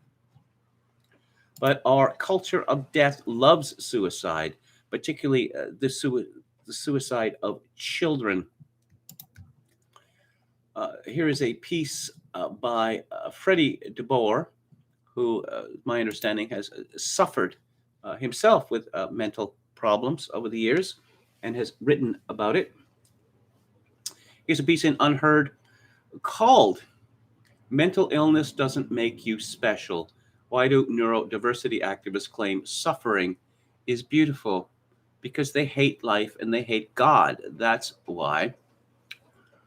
Teenage mental health is explored in HBO's Euphoria, but is it helpful? Yes, one can see how that show has become so popular.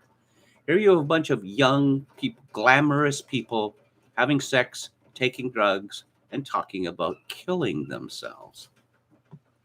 DeBoer begins, Marianne Eloise wants the world to know that she does not have a regular brain at all. That's her declaration on the very first page of her new memoir, Obsessive, Intrusive, Magical Thinking. The book catalogs her experience with a dizzying variety of psychiatric conditions: OCD, anxiety, autism, ADHD, alcohol abuse, seasonal affective disorder, an eating disorder, night terrors, and depression. She's the whole package. By her own telling, Eloise has suffered a great deal from these ailments. I believe her and wish better for her. But she would prefer we not think of them as ailments at all. And that combination of self-pity and self-aggrandizement is emblematic of our contemporary understanding of mental health. Eloise is a champion of neurodivergence, an omnibus term that's recently ballooned in popularity, which can include autism, anxiety, borderline personality disorder, or indeed any other psychiatric condition that's hot right now. The term is designed for making sweeping pronouncements. Forget the fact that, say, autism and schizophrenia are so different that they have at times been described as opposite conditions. Forget the fact that saying you're neurodivergent has as much medical meaning as saying you have a disorder of the body. The idea is that there's a group of people whose brain chemistry differs in some beautiful way from some platonic norm. And it's an idea that has taken a great symbolic power in contemporary liberal culture. It's interesting that Debord mentions brain chemistry. You might remember going back 2-3 decades, mental illness, we were told, is a result of faulty brain chemistry. And you might think, why don't we hear anything about brain chemistry anymore? Because there is no empirical evidence that this has anything to do with brain chemistry. In fact, Thomas Szasz was intrigued by all this talk. He was a psychiatrist, a physician. He was intrigued by all this talk of brain chemistry. So he thought, well, let's look at the evidence. So he rounded up all the latest textbooks on pathology and thought, well, since we have, say, these schizophrenics, and he wrote a book on schizophrenia, who are suffering from faulty brain chemistry, well, presumably after they were dead, a bunch of their brains were cut up and their brain chemistry was examined. Nothing of the sort.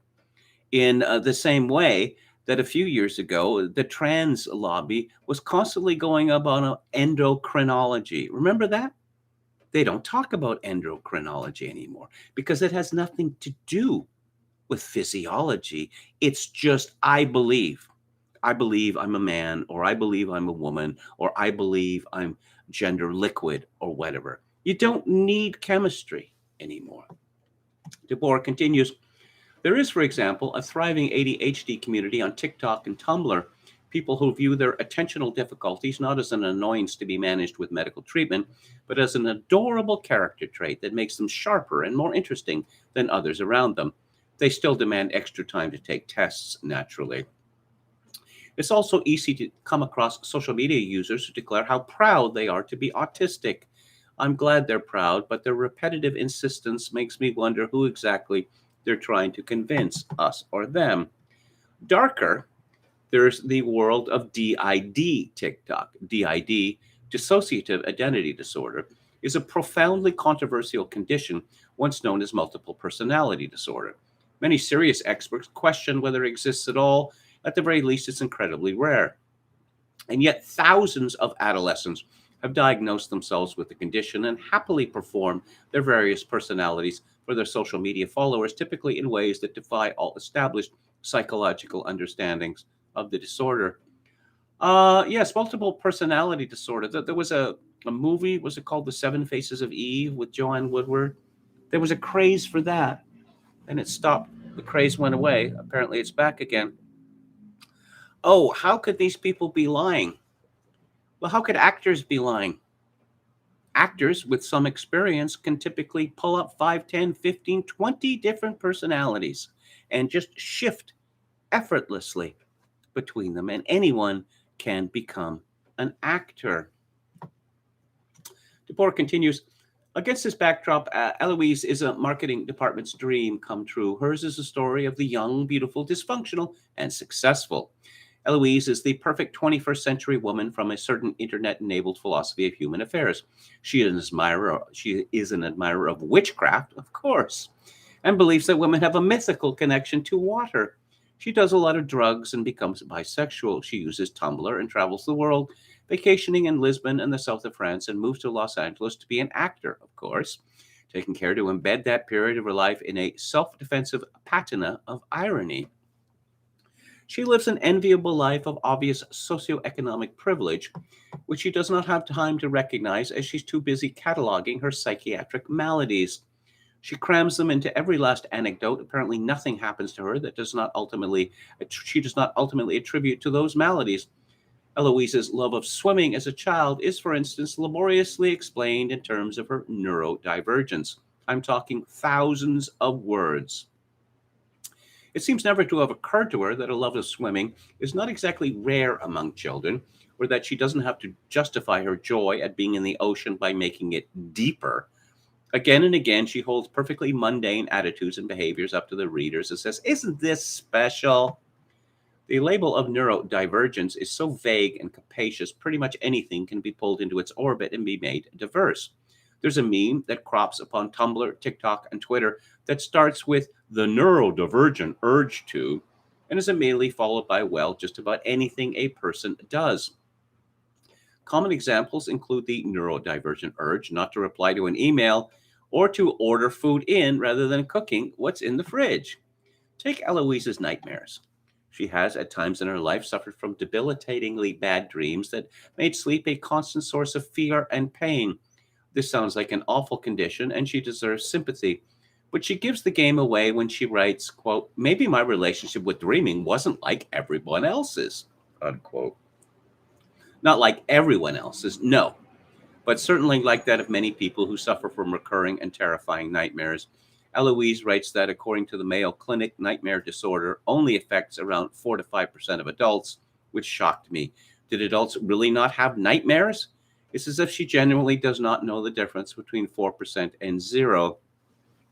I don't like to make a lot of personal confessions on my live stream, but I will tell you that in my 20s, I suffered for a period of several years from horrifying and debilitating nightmares, which caused insomnia and a fear of sleep. I used to suffer from a nested form, a recursive form of nightmare, which was the worst, where the nameless horror would come into wherever I was, in the dark, and I felt that I was going to die or be murdered on the spot. And summoning my last ounce of strength, I would leap from the bed and run to the light switch on the wall and flip it up, and then sigh in relief, and then realize that I wasn't awake at all, that I was still in bed in the dark. And this would go through several generations. Happily, this stopped happening to me. But back to DeBoer. It's perhaps comforting to see every last detail of one's life as the product of some uncontrollable force. I am this way because I was born this way, Eloise writes, in a remarkably bald denial of personal responsibility. As a pawn of the various interior forces that do combat in her brain, she is adamant that there is nothing wrong with her, that her suffering is all in service to in some deeper way to live, and that she is proud of the very conditions she has to treat as a perpetual get-out-of-jail-free card for her behavior. The implication is that the neurodivergent might just be better than other people. As with introverts, social media users have developed a discourse around neurodivergence that is nakedly self-celebratory, a bragger's genre. Eloise has clearly endured a great deal of hardship, but like her culture, she seems to feel that this hardship can only be given meaning by being woven into a journey of self-actualization.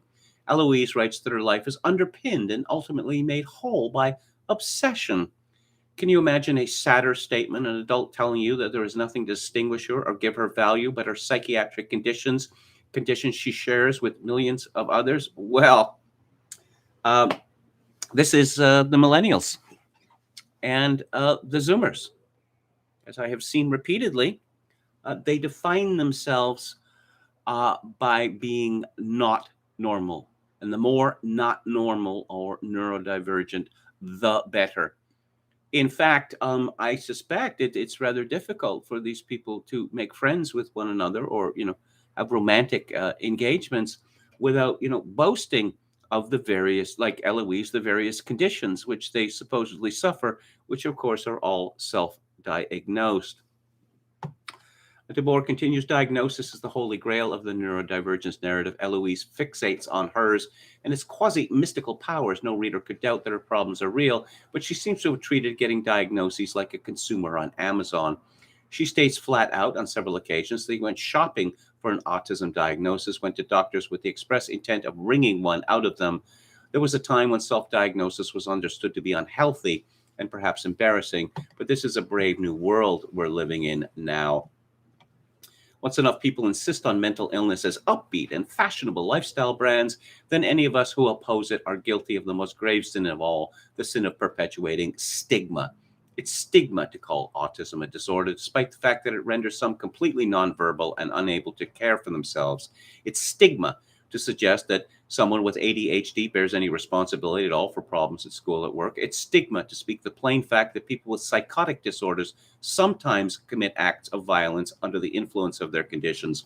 It's stigma, in other words, to treat those of us with mental illnesses as anything else than wayward children. Well, I'm reminded that Alex Berenson in his book advising against marijuana, Tell Your Children, reveals that people diagnosed with schizophrenia are 17 times more likely to commit murder than those who are not.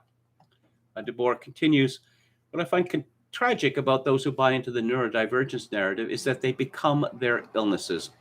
And yes, there are alternatives. Eloise and people like her seem never to consider one of the possible ways that they could have dealt with their myriad disorders: to suffer, only to suffer and to feel no pressure to make suffering an identity, to not feel compelled to wrap suffering up in an Instagram-friendly manner, to accept that there is no sense in which her pain makes her deeper or more real or more beautiful than others, that in fact the pain of mental illness reliably makes us more selfish, more self-pitying, more destructive, and more pathetic.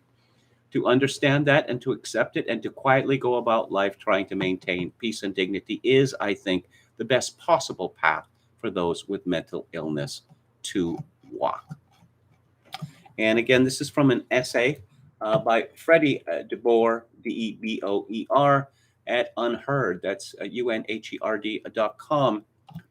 I've talked about Taylor Lorenz on this live stream.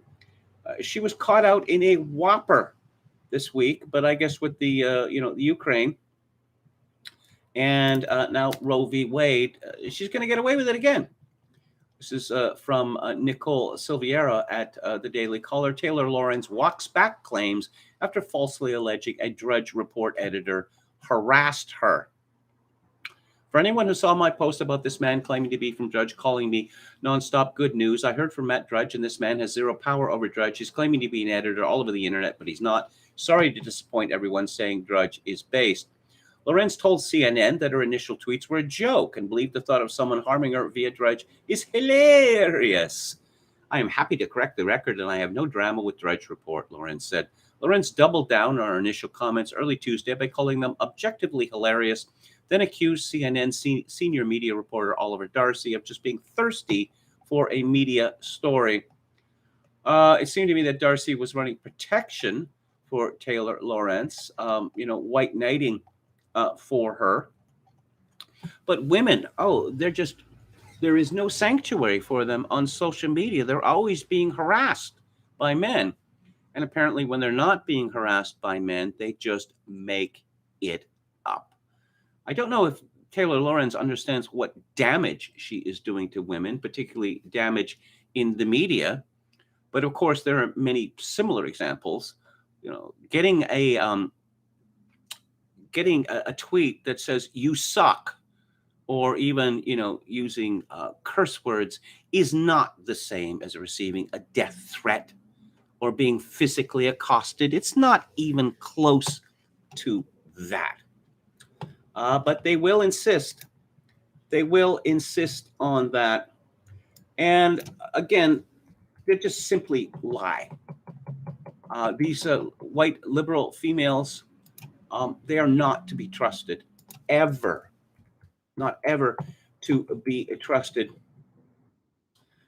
Tom Elliott had embedded a video from MSNBC, The Atlantic's Molly Jong Fast, on Elon Musk being upset about online censorship. Quote, old rich white men, boo, since the beginning of time complained about young people like this is not new, unquote.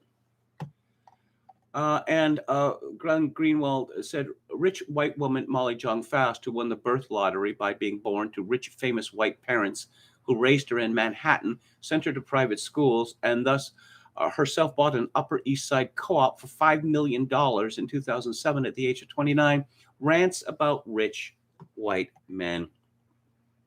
Looking at Molly Jong Fast, who's besties with William Crystal.